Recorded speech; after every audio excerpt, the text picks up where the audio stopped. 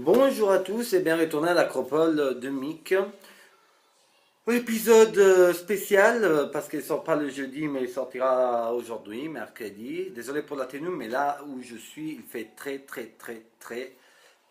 chaud. Et les personnes qui sont en Ile-de-France je pense qu'ils vont pouvoir comprendre. Déjà avant de commencer 50 j'aime sur notre page Facebook. La 50e personne c'est Ayahuasca, j'espère l'avoir bien prononcé. Très bien, alors épisode un peu nerveux parce que j'ai beaucoup de choses à dire, beaucoup de choses sur lesquelles je suis pas trop d'accord et je n'hésiterai pas à partager ma colère avec vous. Non, je rigole, mais voilà, je souhaite laisser mon opinion sur certaines choses que je remarque de plus en plus sur les différents arguments dont on parlera tout à l'heure. Mais avant tout ça, comme d'habitude, il y a quoi? Générique, version catastrophe.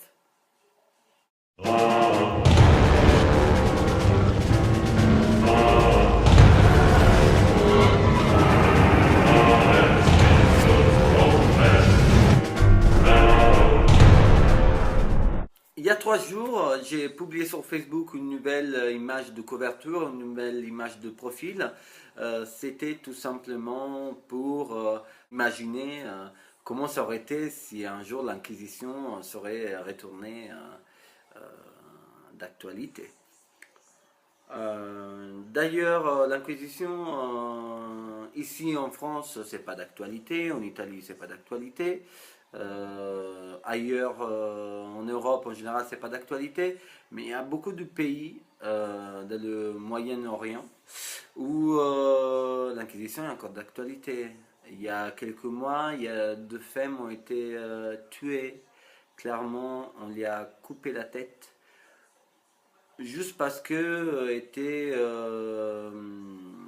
soupçonnées d'être des sorcières. Est-ce qu'on veut dire quelque chose par rapport à ça?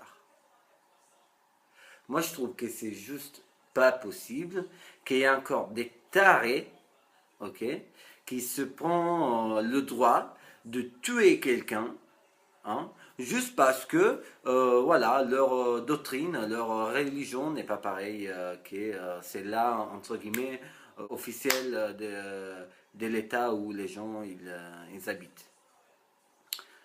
Ça m'énerve, ça me choque et ça m'énerve parce que ce sont des vies humaines qui s'étendent, qui probablement cherchaient à faire du bien peut-être à leurs amis, à leurs parents. euh, Enfin, voilà. Je trouve... bon, bref. Laissons tomber parce que sinon je commence vraiment à balancer plein de choses qui... j'ai pas l'habitude de balancer, je suis quelqu'un de plutôt... comment dire... diplomate. Mais voilà, sur certaines choses, j'y arrive pas, donc désolé. Imaginez donc qu'il y a, il y a l'Inquisition qui revient parmi nous, etc. Il y aurait peut-être encore des tortures sur les gens, parce que je vous rappelle quand même que tout ce qu'on a passé avec les nazis, etc., c'est pas très loin d'ici, hein. La guerre est terminée à 50, 60 ans, hein, à peu près. C'est pas très loin. Non, non, nous, la plupart de nous, je pense, enfin nous tous en tout cas sur la page, on n'a pas vécu ça. On sait, on sait pas qu'est-ce que c'est, mais c'est très récent. Mon grand-père était là, était jeune, mais il a vu ce qui s'est passé. Donc voilà, l'hypothèse n'est pas si fantasieuse, ok? Donc en ce cas-là, on ferait quoi? Nous sommes au jour d'aujourd'hui une minorité, ça c'est sur le papier, hein, ça se voit. Nous sommes beaucoup dans le monde entier, mais nous sommes une minorité. Ça veut dire que dans le cas où l'Inquisition devrait retourner, bah, On serait un petit peu dans la merde, quoi. Donc voilà, moi perso, ce que je ferais, euh, je veux pas jouer l'héros, donc je pense que je ferai en sorte de disparaître, de ne pas me faire trouver. Mais jamais, jamais, jamais, j'hésiterai à publier des autres vidéos, des trucs comme ça. Au contraire, je jouerai un peu le rôle de la résistance. Donc, donc voilà, ça c'est ce que je ferai. Vous, vous ferez quoi en cas d'une nouvelle inquisition? Je ne sais rien. Dites-le moi sur Facebook, facebook.com/l'acropole de Mick, ou alors sur YouTube, ou alors sur Twitter, l'acropole de Mick. Très bien, très bien, très bien. Je voulais vraiment faire un truc un peu plus approfondi par rapport à l'Inquisition, mais il y a tellement de choses à dire et franchement, ça m'énerve tellement que j'arrêterai là. Deuxième partie de l'Acropole. Protéger sa maison n'a pas été si simple. Je dis bien protéger et pas purifier. Il y a bien une raison, mais voilà. Je vous laisserai à la limite commenter ça sur Facebook. Mais voilà, vous faites quoi pour protéger votre maison? Vous utilisez quoi? Est-ce que vous vous servez, vous purifiez d'abord de l'eau et ensuite, je sais pas, vous la balancez sur les murs, par terre, en haut, en bas, enfin je sais pas. Est-ce que vous vous servez de petits sachets d'herbe que vous placez quelque part dans la maison? Est-ce qu'il y en a beaucoup qui se servent de sel? Est-ce que vous utilisez le sel? Etc. Moi perso j'ai une belle technique et c'est qu'en général quand je dois protéger ma maison, c'est parce que il y a quelque chose qui ne va pas dans ma maison. Ok? Je vois pas pourquoi je devrais protéger ma maison alors que les énergies sont plutôt bonnes. Donc j'aimerais bien garder les bonnes énergies que la Terre m'envoie et pas trop, déjà, un, perdre de temps pour la protéger. Deux, faire en sorte que ma maison voilà, soit un coffre fort. Non, je n'ai pas envie de ça. Moi, si j'habite dans un lieu qui me plaît et avec des belles énergies, je préfère rester comme ça. Mais quand je protège la maison, c'est parce que, comme je disais, il y a quelque chose qui ne va pas. Il y a quelque chose qui ne va pas, ça veut dire quoi? Que je me sens menacé. Par quoi? J'en sais rien. Par qui? Peut-être je peux arriver à le savoir. Mais en tout cas, c'est parce que en principe, j'ai peur. Ok? Si je protège ma maison, moi, Mick, c'est parce que j'ai peur. J'ai peur qu'il m'arrive quelque chose. Je sens qu'il y a quelque chose qui ne va pas. Je sens que soit quelqu'un m'envoie un truc, ou alors il y a des énergies bizarres dans la maison. Il y a quelque chose qui est resté là-dedans. Il y a je sais pas. Et puis vous savez, les énergies, c'est quelque chose qui bouge. Hein. Il y a plein d'énergie, il y a plein d'ondes sur notre Terre. Il y a plein de choses qu'on peut voir, il y a plein de choses qu'on ne voit pas. Et c'est pas pour autant que ça n'existe pas. Il y a plein de choses qu'on ne peut pas mesurer encore de façon scientifique. Donc il y a des champs magnétiques qu'on peut mesurer, il y a des choses que par contre on ne peut pas mesurer. Ça se trouve, il y a des dimensions et des trucs, des énergies qu'on ne connaît même pas encore. Mais c'est des trucs qu'on ressent. On ressent parce qu'on est le fils de la Terre. Et on est fait de son énergie. Pour tout ce qui est matériel, et aussi pour notre partie qui n'est pas matérielle. Donc, je me sens menacé, je choisis de protéger ma maison, je fais quoi? Alors, ouais, je peux purifier de l'eau et ensuite la balancer sur le mur. Je peux bien sûr me servir d'herbes spécifiques, etc., de pierres, de sel, voilà, de tout ce qui je peux utiliser pour me profiler. Mais ma meilleure façon pour protéger ma maison, c'est me servir de ma peur. En fait, la peur, enfin, je ne sais pas si vous avez eu une fois dans votre vie celle qu'on appelle la peur de ma vie. Voilà, ce sentiment d'être menacé, de se dire oh mon Dieu c'est fini, oh mon Dieu, voilà. Voilà, c'est chercher cette émotion et se servir d'elle pour créer une énergie qui va se diffuser partout dans la maison. Ok? Alors, comment je fais? C'est très compliqué à vous expliquer parce que c'est plutôt un travail de tête, c'est un travail de visualisation, c'est un travail de concentration, c'est un travail de se dire celle-ci c'est ma maison, point barre. Il n'y a rien qui peut se passer là-dedans, parce que j'ai choisi comme ça. Donc après, bien sûr, je répète, on peut se servir de n'importe quoi, hein. C'est vraiment pour protéger la maison, il y a des tas de choses qu'on peut utiliser, etc. Est-ce que purifier la maison avant c'est nécessaire?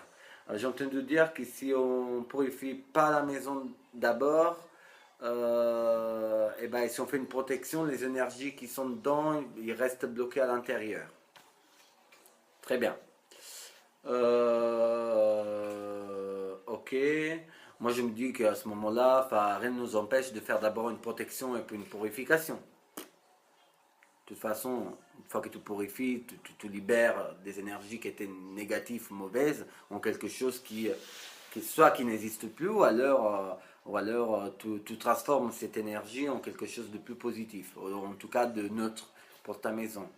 Après, si le truc c'est de chausser quelque chose, alors à ce moment-là, ouais, il faut d'abord chausser et puis protéger. Enfin, je te bannis d'ici et je protège ma maison. Mais voilà. Donc pour moi, purifier et bannir, c'est deux choses totalement différentes. Ok.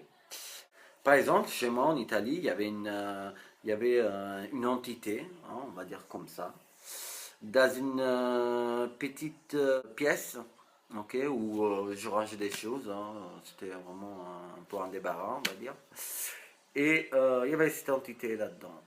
Et franchement, au début, ça me dérangeait, hein.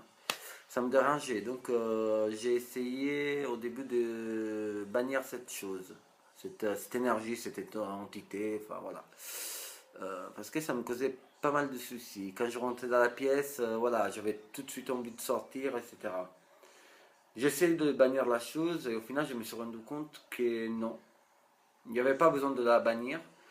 Il y avait juste besoin de parler, enfin de faire en sorte que mon énergie allait parler à cette énergie pour faire en sorte que les deux énergies euh, pouvaient à un moment donné s'entendre et pourquoi pas se protéger mutuellement. Donc ouais, c'est vrai que je rentre dans une maison où il y a cette énergie. Moi, je suis personne pour la bannir de ce lieu. Elle était là avant moi. C'est comme si je rentre chez vous, parce que j'ai choisi de rentrer chez vous, hein, et je vous dis, bah vas-y, casse-toi. C'est correct? Je pense que non, enfin pas, en tout cas, voilà, c'est pas, c'est pas mon genre de comportement. C'est la même chose, c'est juste que c'est quelque chose de pas visible, on ne voit pas. Mais c'est une énergie, c'est une entité quelque part, enfin voilà, si elle est là, il y a des raisons, si elle a choisi ce lieu, il y a des raisons. Après voilà, je pense que par rapport à tout ce qui est spirituel, spiritisme, etc., entité, énergie, etc., on peut faire un débat qui commence ici et termine au Canada. Mais voilà, moi je préfère essayer de trouver la bonne solution pour justement faire en sorte que tout le monde soit content. Donc ça, c'était ma vision de protéger ma maison, etc. Vous en pensez quoi? C'est un peu ma façon de faire. Autre chose que je voulais aborder dans cet épisode, c'est, c'est un truc. C'est un truc qui pour moi est super important. Ok. Je vous explique, hein, moi je pratique depuis 2001, ça fait quoi? Ça fait 12 ans. 12 ans officiellement, et avant, quand j'étais plus gamin, plus petit, ma tante elle m'a appris à tirer les tarots. Enfin voilà, j'ai grandi dans une famille où, si vous voulez, c'était pas la Wicca, c'est plutôt la sorcellerie était bien dans nos veines, on va dire. Donc voilà. Mais c'est vrai qu'officiellement, etc. J'ai, je pense, 10 livres, pas plus, pour tout ce qui concerne le monde ésotérique, la Wicca, tout, tout. J'ai maximum 10 livres, mais je vous promets. Pourquoi? J'ai fui d'une religion avec des, entre guillemets, gourous, ok, avec des chefs qui te disent que la célébration c'est réservé juste aux hommes. Que la femme, c'est important, juste pour générer des autres enfants, pour la procréation. J'ai fui une religion qui attribuait à la femme la faute du péché. Voilà, j'ai fui ça parce qu'il y avait trop de hiérarchie. J'ai fui tout ça parce que je suis pas comme ça, j'aime pas ça. Et c'est pour ça que j'achète pas beaucoup de livres ésotériques. C'est pour ça que je préfère faire des émissions comme ça et vous poser des questions et écouter vos avis. Parce que je préfère le partage. C'est pas par hasard que l'émission s'appelle l'Acropole. Un lieu d'échange, un lieu de partage, quoi. D'expérience, d'événements, enfin, voilà. J'en ai marre, en fait, des gens qui sont là et qui, comment dire, prétendent de nous enseigner quelque chose. Les filles, les mecs, on peut écrire tous les livres qu'on veut. Combien de temps vous passez dans les librairies à chercher un livre? Combien de temps vous passez dans un parc à écouter les oiseaux qui chantent? Ou alors à côté d'une rivière à regarder l'eau passer? Combien de fois vous levez les yeux, vous regardez les étoiles le soir? Quand il y a des étoiles, parce que en Ile-de-France, c'est pas donné. Mais voilà, le meilleur livre que vous pouvez jamais lire, il est dehors. Il est dehors, sortez, vivez, regardez vos animaux comme ils font, regardez la nature, regardez tout ce qui se passe dans notre terre. C'est là que notre trouver les réponses. Alors après, peut-être que j'abuse parce que je suis très éclectique dans mon raisonnement, mais voilà, j'ai refusé de lire trop. Parce que après, quand je lis, je m'énerve. Parce que je me dis que moi, je pense que c'est pas comme ça. Le problème, c'est qu'avec un livre, je peux pas partager. Enfin, je peux pas. Enfin, oui, je pourrais écrire à la hauteur. Mais. Enfin, je sais pas. Vous voyez ce que je veux dire ou pas? C'est. Voilà, c'est plutôt énervant. Voilà. C'est vrai que moi, je vous dis ce que je pense. Hein. C'est vrai que je fais un peu mon gourou, moi aussi, en disant que le vrai livre, il est là dehors. Mais putain, c'est comme ça. Enfin, voilà quoi. Après, peut-être que, ouais, peut-être qu'un homme a décrypté les secrets de la nature. Mais tant que la nature, elle sera là et que je pourrais l'observer moi-même, tant que je peux regarder les lois de la physique et de la logique et de la non-logique de cette planète, mon livre, mon premier livre de référence, la première chose que je ferai tout le temps avant de regarder un livre, c'est regarder ma planète. Et sur cela, je vous dis à la semaine prochaine. Merci.